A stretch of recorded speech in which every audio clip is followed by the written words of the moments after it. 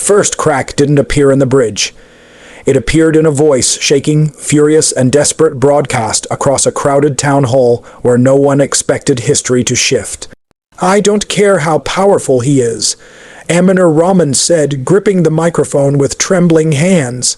"You don't get to decide our future without ever setting foot here." The room erupted not just in applause, but in something deeper. Fear, hope, defiance, because everyone in that room knew exactly who he was and what was at stake. The bridge was supposed to change everything. Stretching across the restless gray waters between two long, isolated regions, the $6 billion project wasn't just steel and concrete, it was possibility.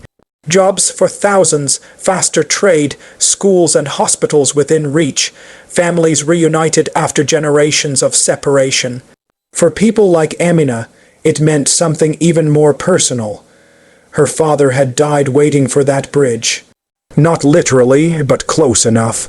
Years of delayed medical care, endless travel routes, ferries that didn't run in storms by the time they got him across the water to a proper hospital. It was too late. So when construction finally began, Amina felt something she hadn't felt in years: relief, maybe even justice. Daniel Carter didn't feel that. Sitting in his sleek office hundreds of miles away, staring at the project brief on his screen, he saw numbers, not people. Cost overruns, environmental concerns, political risks, and one name circled in bold at the top of the opposition file: Trump. The former president had publicly denounced the bridge, calling it a disaster in disguise and a reckless waste of American resources.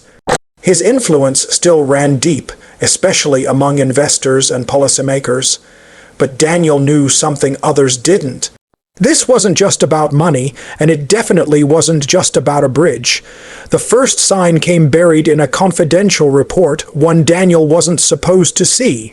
A proposed shipping route, a competing infrastructure project, a quiet billion-dollar deal that would lose its advantage the moment the bridge opened.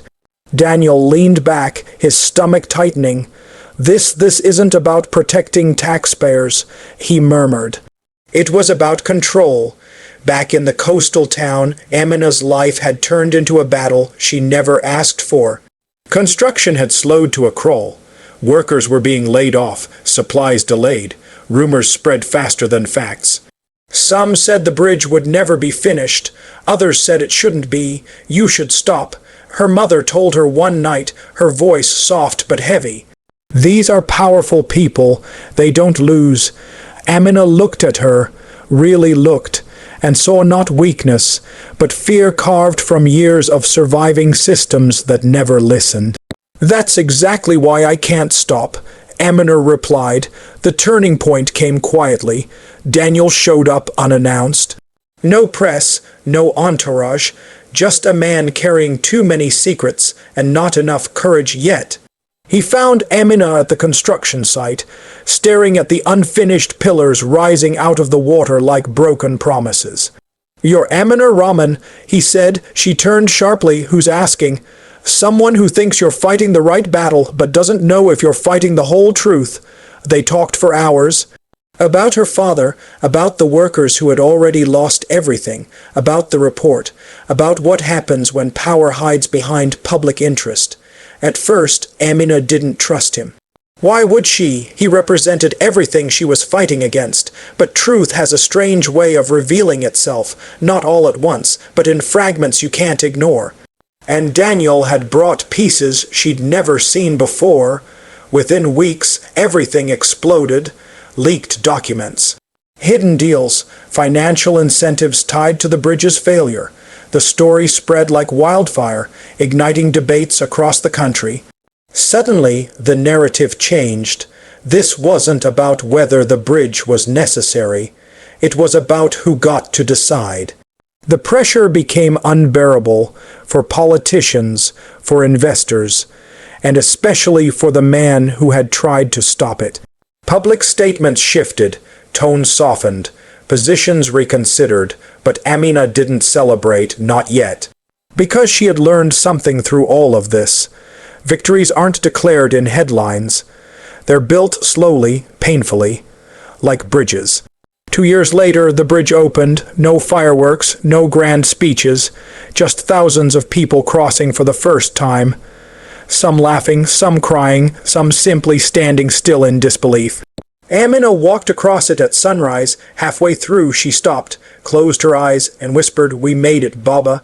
Daniel stood at a distance, watching. He had lost his job, his reputation, his place in the world he once understood. But for the first time in years, he felt something that numbers could never measure: peace. The truth is, the bridge was never just about steel and money. It was about voices that refused to be silenced.